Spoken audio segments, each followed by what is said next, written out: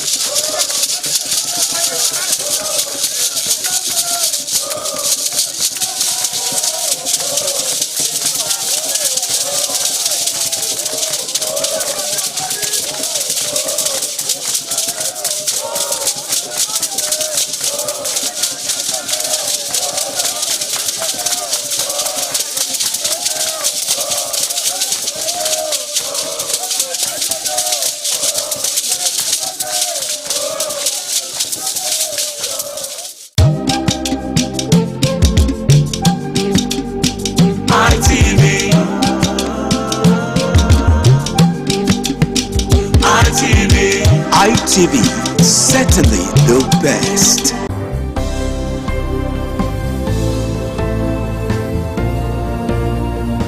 Thank you very much for joining us on the program Healthy Living. What is the kidney? The kidney is an excretory organ in the body, which is for metabolism. Tuberculosis affects many organs in the body, but the common ones it usually affects is the lungs. Epilepsy is a neurological problem. Okay. It is an injury in the brain which causes someone to begin to convulse, to go into fits. It is curable, but the cure is a long-term thing. If you eat well and avoid those risk factors that will make your immunity to be down, then the risk of contracting tuberculosis will be reduced. If you're healthy, then you're wealthy.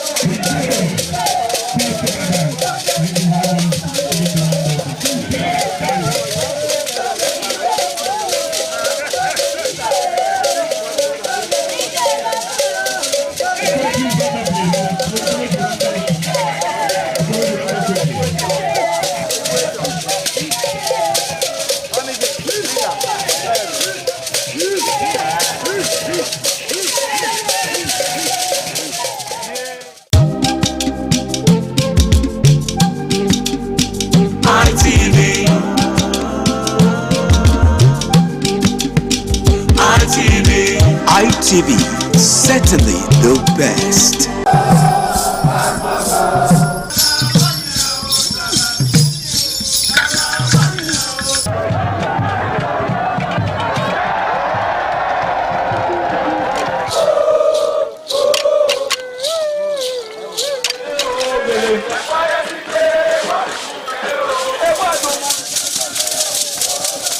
The Ekoko masquerades from Ute village, whose cult is connected with Obaewari and his mother, Elere, appear on this occasion to bless the Oba.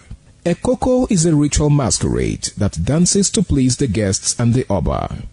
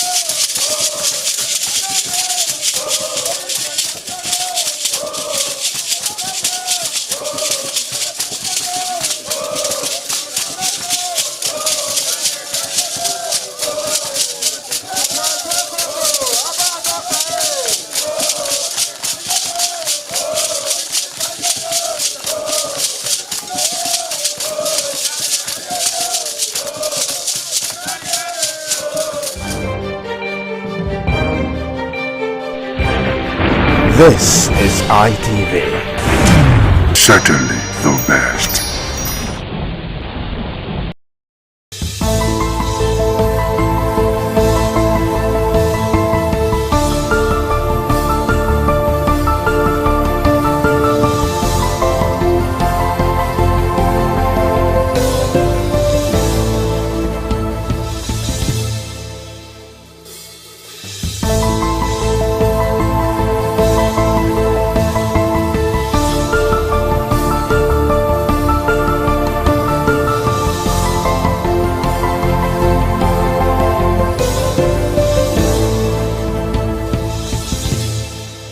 Hello there, thank you for joining us on this special interview series on independent television.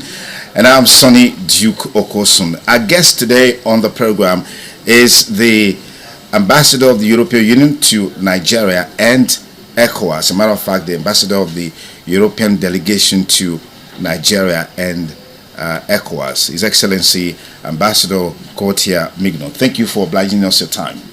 Thank you very much for your kind invitation, sir. Okay, how would you describe your presence in Benin so far? Is this your first time in Benin City? Actually, it's my second time, but I came in a private visit the first time because I hadn't presented my credentials yet to Mr. President, so I could not engage officially by the time. So this time it's the first official visit. And I came really with an intention to see how, to review the cooperation we are having with Edo State and to try to see how we can scale it up.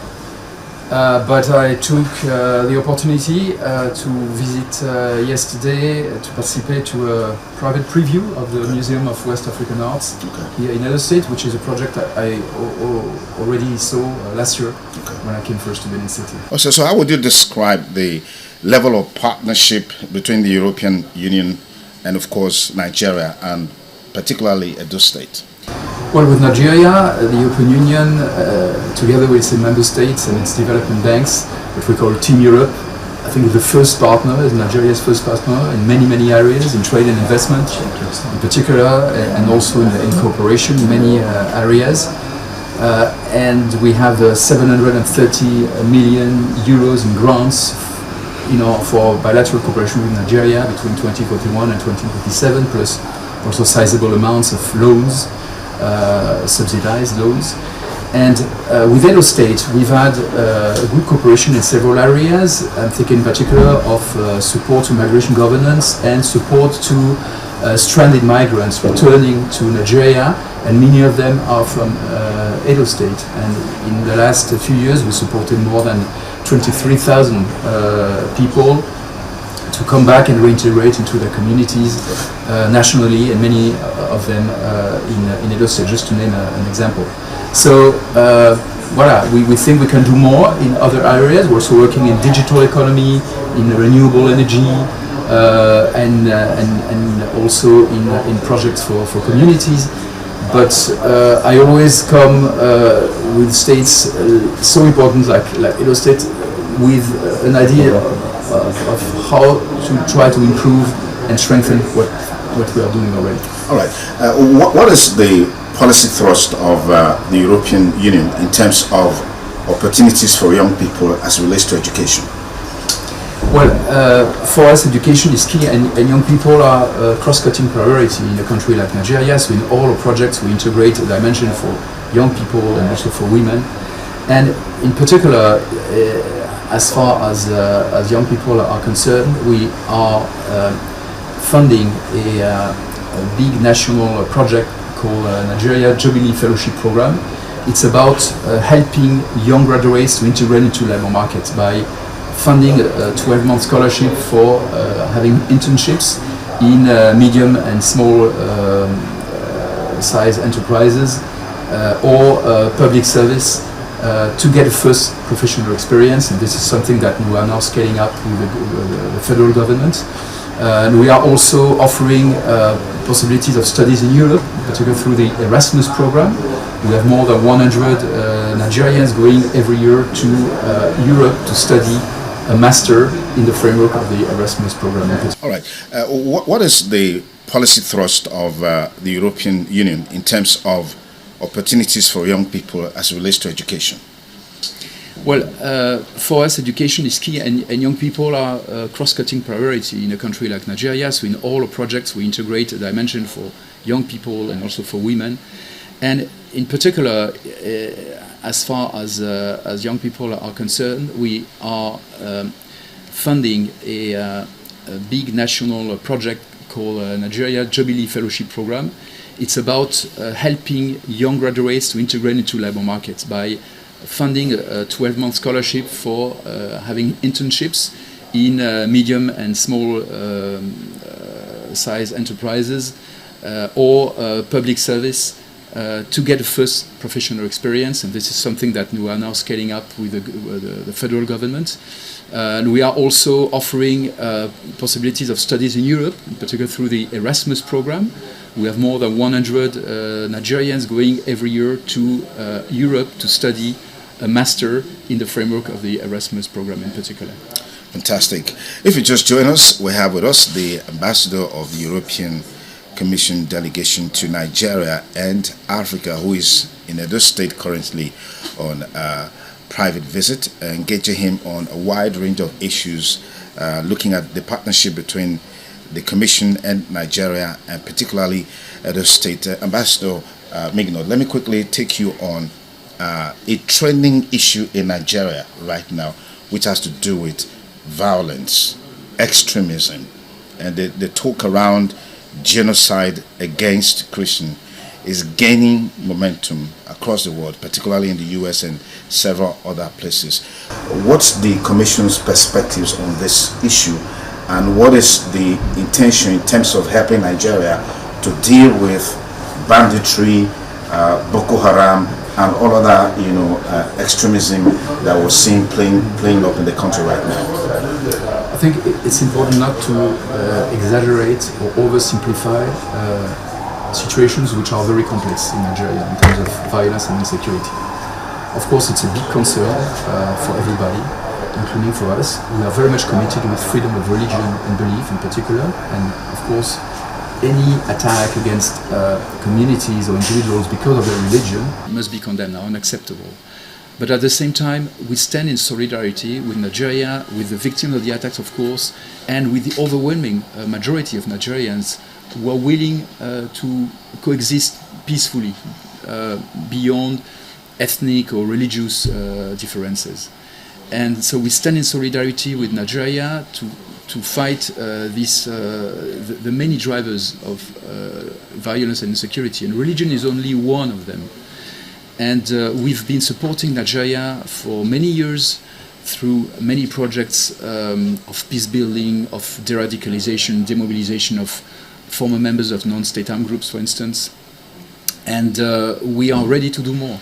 The European Union some 12 years ago received the Nobel Prize for Peace. And so we always feel the necessity to be up to this great distinction that we received, to work on peace building, to work also and strengthen our relationship on security and defense with Nigeria, but in a spirit of partnership and of respect for Nigeria's sovereignty.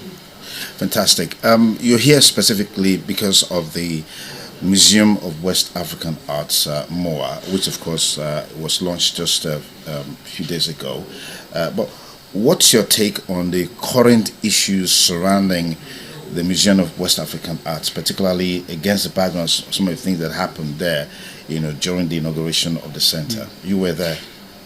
I was there. It was not an inauguration of the museum, actually. Okay. It was just a private preview, because the organizer, I think very wisely, decided, as there were some criticisms, to postpone the formal inauguration of the museum. They announced this already a few days ago.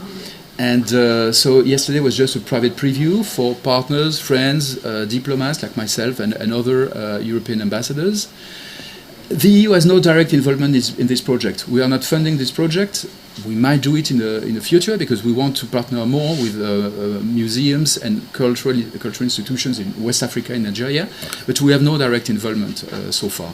So I came here really to see the advancement of this very wonderful project I discovered last year when I came first, which is a great opportunity for Edo State, for Nigeria, and for West Africa. It's a West African museum. It's not about only Benin or Edo State or Nigeria, even. It's West African. And I must say that the experience that we had yesterday was quite unpleasant and deplorable, because this private event on a private property was disrupted by so-called protesters who came in, allowed by the police, because there was security all around, but they left them in. And they disrupted the whole event. So it's exactly how you scale off. You scale off investors and development partners coming in good faith, to partner with your community. And Germany, for instance, has invested 8.5 million euros in this project. If now they see that this project cannot operate normally, the conclusions will be quite clear, not only for Germany but for all European stakeholders. Fantastic. Let's look at a general issue that relates to the involvement of the Western world in Africa in terms of development, in terms of partnership, in terms of insecurity. Talking about partnership, we're seeing the European Union, for example, always disposed to giving loans to African countries, Nigeria inclusive. The perspective of these loans being a trap for developing countries, underdeveloped countries. What are your thoughts? What's the Commission perspectives on this? Well, this is a trap where we felt collectively, the lenders and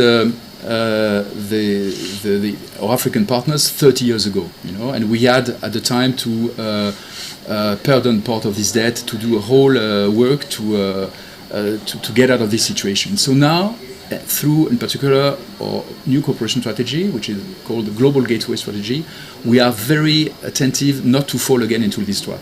So we limit the level of indebtedness of partner countries. We give subsidized loans. We don't want to fall again into this trap. And what we are seeing with concern is that African countries, some of them, are falling again into this situation with other lenders, not the European Union, because we've learned from our first experience. So this is why now we work very much with financial instruments, blending loans with grants, for instance, subsidized loans which create revenues for the country, so making sure that they can be reimbursed. So it's really a point we are very attentive to. On a global scale, we've seen the disappearance of peace, so to speak, at the global level. I mean, the Hamas-Israeli crisis there's a ceasefire, there's some sort of agreement, but we're still seeing some measure of violence. We saw recently the RSF activities in Sudan, particularly in Al-Fasher. That crisis is still going on. And these activities or events that are unfolding globally that undermines peace globally, what's your perspective of the fact that it's like the world is hamstrung in terms of dealing with these issues, nipping them at the bud before it blossoms, it flourishes, snowballs into huge crisis like you're seeing now in Sudan? Hunger is there. In Hamas, there's starvation, there's poverty, and all of these issues happening. Why is it so difficult for the world leaders to have a consensus in terms of how they can collectively respond to these issues? Because we have collective rules in the United Nations Charter, international law. And what we have seen over the last 10 years or so is that very important players have not respected these rules. Take the case of Russia in particular. Yeah, Russia and Ukraine. The Russian invasion to Ukraine, which started in fact in 2014, then it became full scale in 2022. Then we, each from a permanent member of the Security Council, a country which is supposed to be a guarantor of these rules, then it shows that everybody can do anything and violates international law without punishment. And so this is why it's so important, and this is why the European Union insisted so much that all countries in the world had to condemn the Russian invasion to Ukraine. And most countries, including Nigeria, have done that. But others, including large democracies, have not done so. When you say large democracy, are you talking about the U.S.?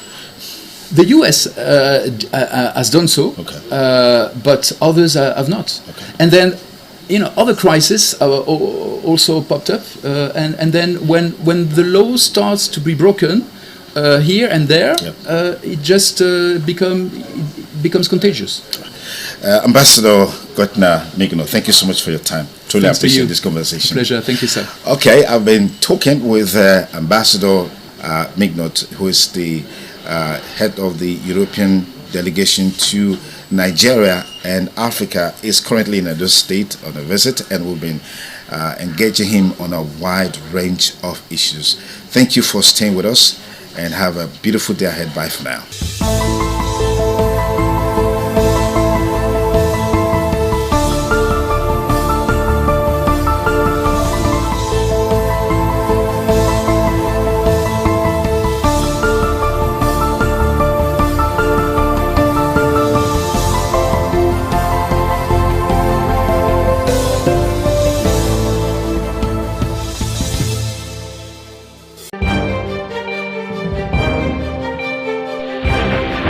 This is ITV. Certainly the best.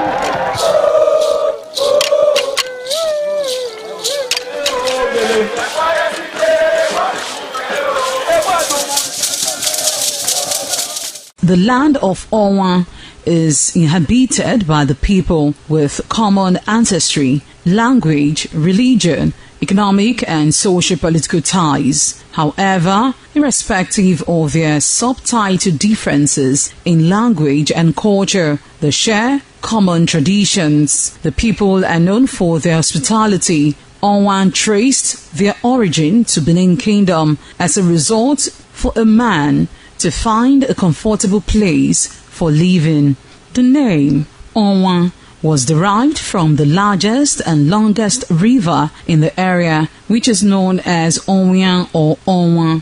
It means one who makes merry in affluence. Onwa is rich in culture and traditions. The people are a mixture of traditional worshippers, Muslims and Christians. Onwa is located at the northern part of Edo State. It consists of two local government areas, that is Onwa West and Onwa East. It has a total number of 13 clans and 21 political wards, according to National Population Commission 2006 census. The population of Owan people is put together at 251,686. The people love tradition and culture. Historically, the people ancestors in deep quest to hand down on their future children a society of love and friendship, where the spirit of brotherliness is shared. They developed traditions, culture, and dance that electrified the environment, that encouraged love and joy.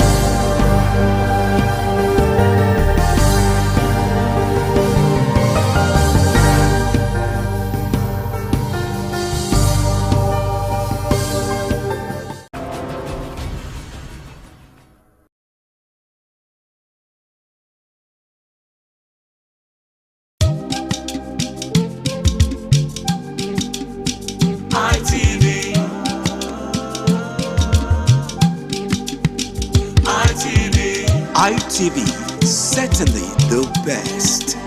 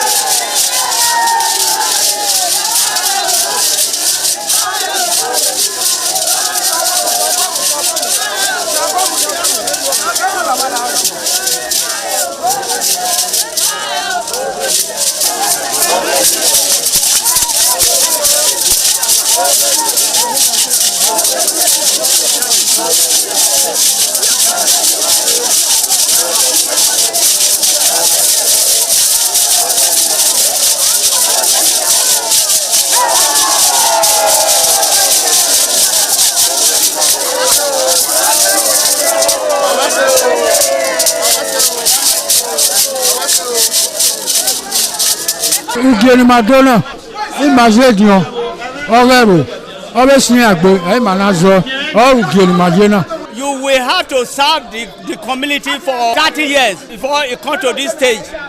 They will ordain you or your title. Then by then you are one of the elder. This year now, we don't read the year, so that's why we can't do this year.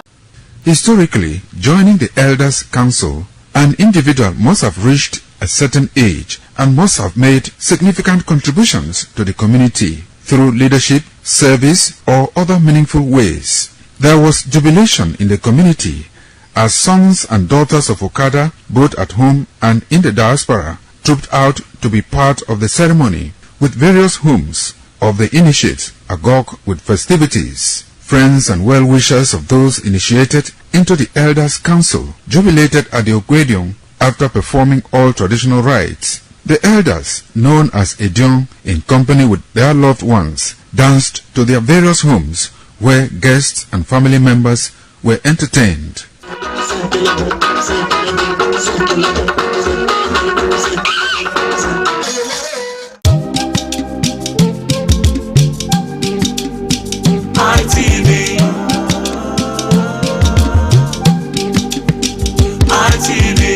ITV, certainly the best.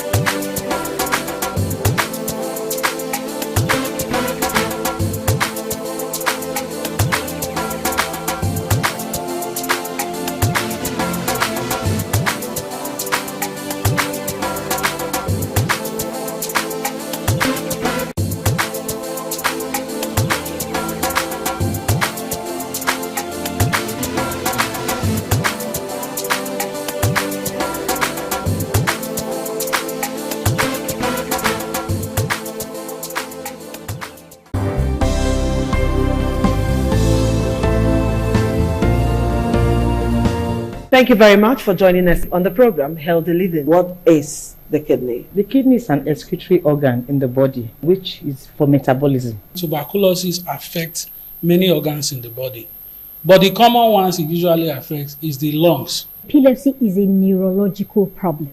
Okay. It is an injury in the brain, which causes someone to begin to convulse, to go into fits. It is curable, but the cure is a long-term thing. If you eat well and avoid those risk factors that will make your immunity to be down, then the risk of contracting tuberculosis will be reduced. If you're healthy, then you're wealthy.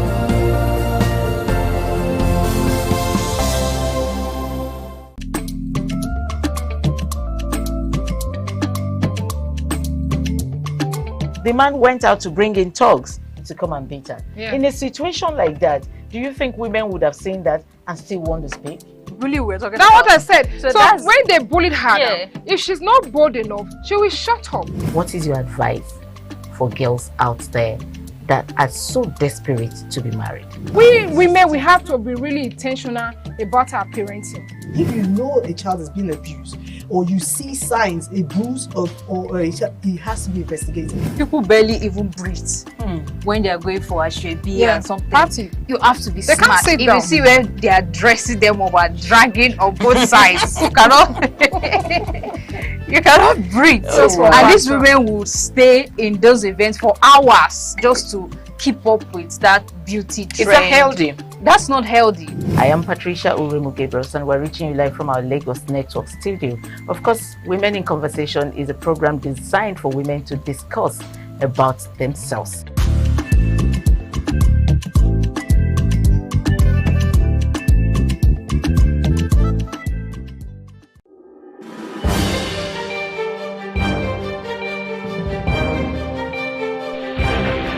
This is ITV. Certainly the best.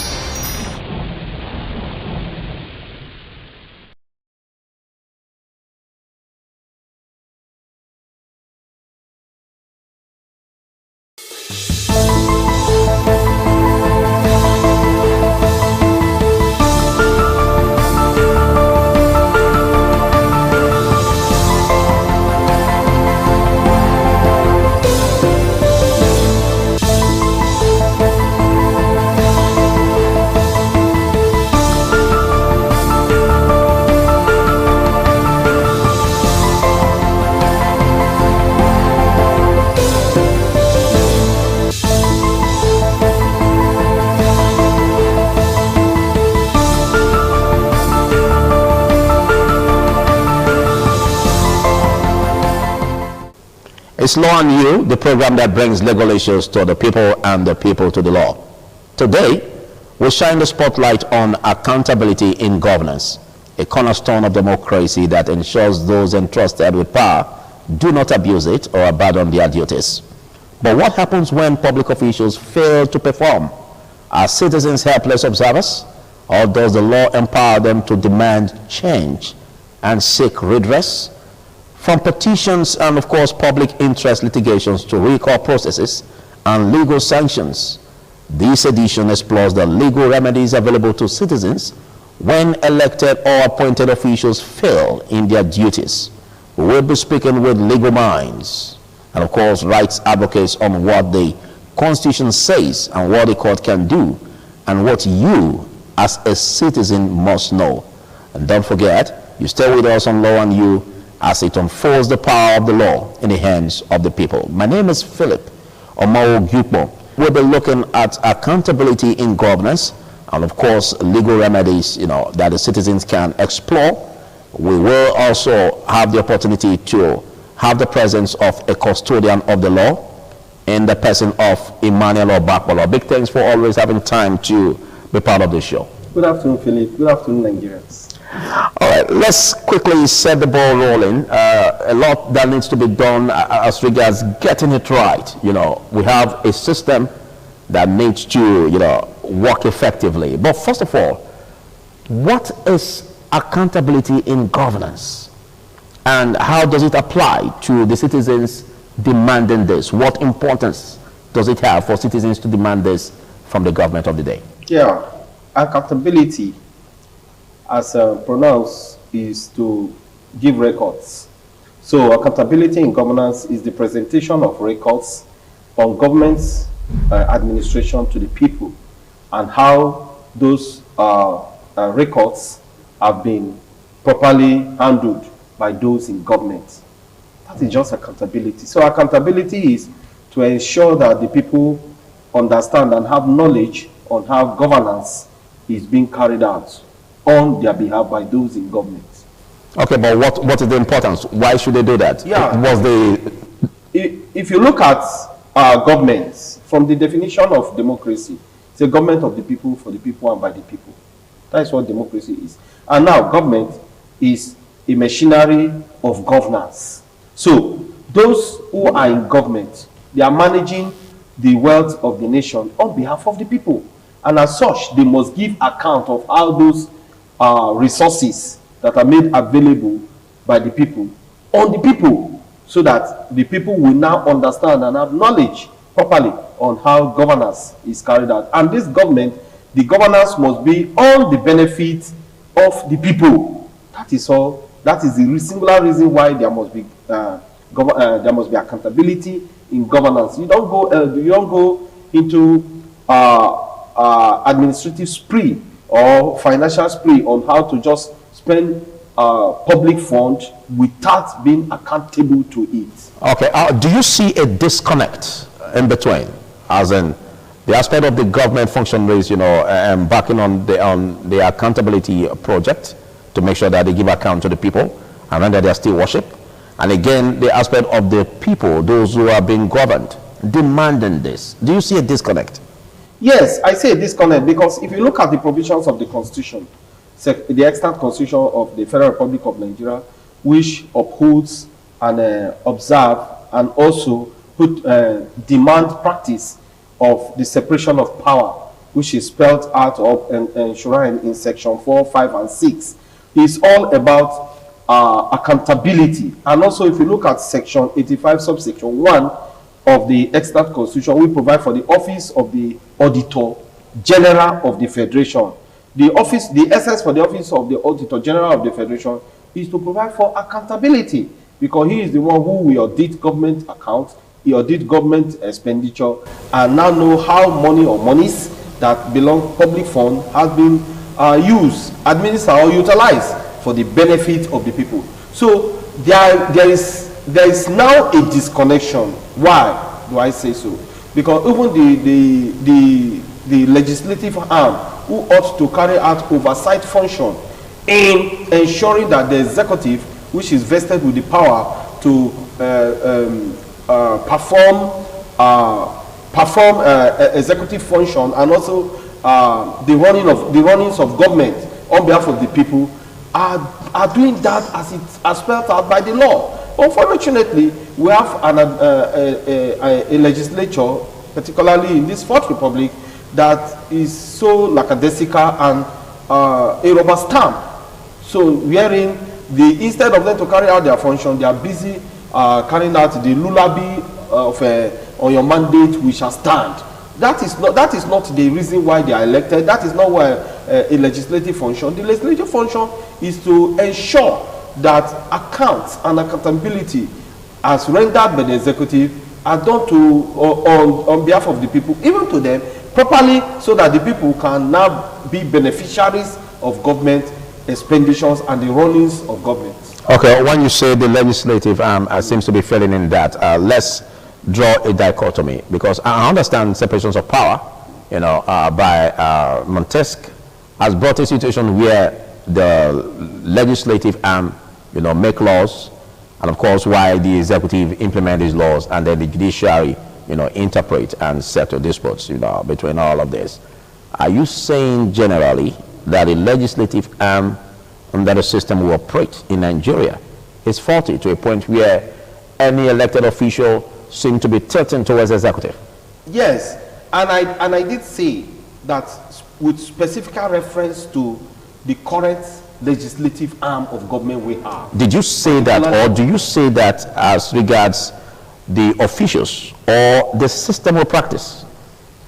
It's not the system, because the Constitution does spell out how... Total censor. It's a constitutional provision. And I also told you about Section 85, subsection 1 of the extant Constitution, which also provide for the office of the Auditor General. So it means it's not a problem of the law? It's not a problem of the law. The law is there. Is the performance of the law now. And the legislative arm also have what we call oversight function to question how public funds are being used. But here we are. We have a legislative arm of government with a specific reference to the National Assembly, who approves all manner of laws. And the same National Assembly does not take time to ask questions on how those laws are used for, the performance, how the executive arm of government, how they be able to administer those laws, and how it has been of benefit to the people of Nigeria. There's no question with reference to that. And that is why you see that it appears that there is no accountability to the people of Nigeria. And that is one of the weak point, pitfalls of this administration that we have just now. Okay. But what do you see as a causative factor? Because everything seems to be placed on a vote. The ayes have it, or the nay. With specific reference to public funds, it is more than the question of the aye or the nay have it. It is more than that. And that is why I repeat, I did say that the legislative arm has a duty of oversight function, because the people cannot gather like a Portuguese assembly to begin to ask questions on what their monies are used for. It is their representative, both the Senate and the House of Representatives now at the federal level, and the state houses of assembly at the state level, and the legislative arm of government at the local government level, who carry out this functionality on behalf of the people. And here we are. Their performance is abysmal. It's a near zero. Abysmal. That is the right word to use. And that is why you see today that even government after government, there is no form of accountability, and there is no how the people could ask questions. However, the Freedom of Information Act has provided another leeway for individuals or group of individuals to ask questions. Thank you very much. Well, in case you're just coming across this program, it's Law and You.